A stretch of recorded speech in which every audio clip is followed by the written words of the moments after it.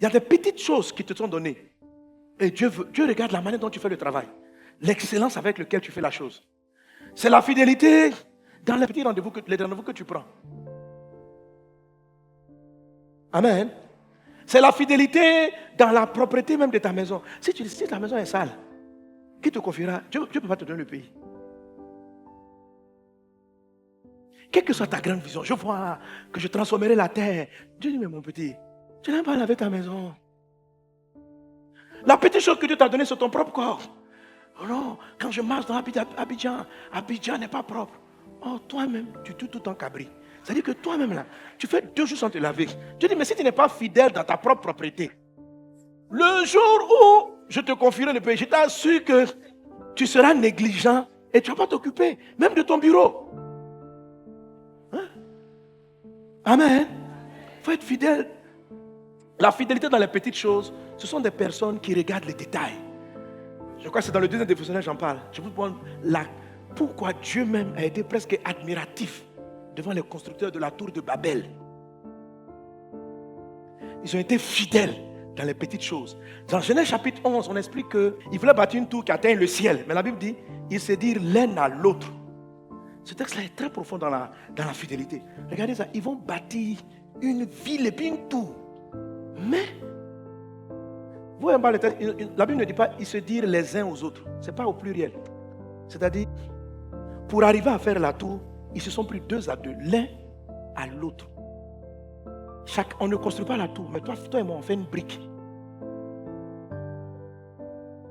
C'est-à-dire, pour faire ce qui est grand, ils ont travaillé le détail. Ils ont l'un l'autre, se sont associés sur des petites choses. Et quand ils finissent vers la fin du passage, Dieu dit, ces gens-là, rien ne peut les empêcher d'atteindre. Parce qu'ils ont été fidèles dans des petites choses. Ils allaient finir par construire leur grande tour. La fidélité dans les petites choses, je vois grand, mais je marche pas à pas. Et dans chaque chose que je fais, je suis excellent. Quelqu'un qui se concentre sur le grand, ce qui frappe aux yeux, mais qui n'est pas regardant dans les détails,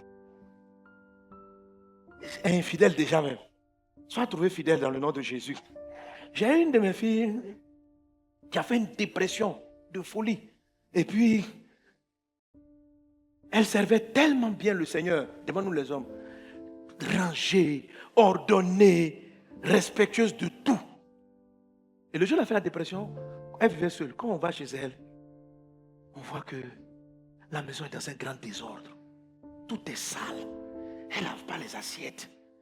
Ses habits sont en désordre.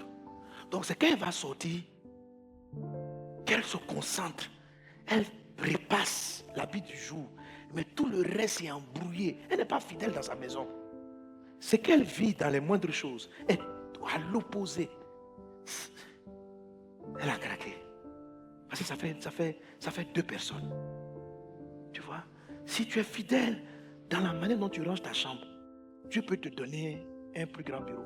Si tu es fidèle dans la maison que tu loues, tu la nettoies, tu veilles à la propreté, Dieu te donnera une plus grande. Si tu n'es pas fidèle dans l'entretien d'une maison, Dieu ne te donnera pas plus grand.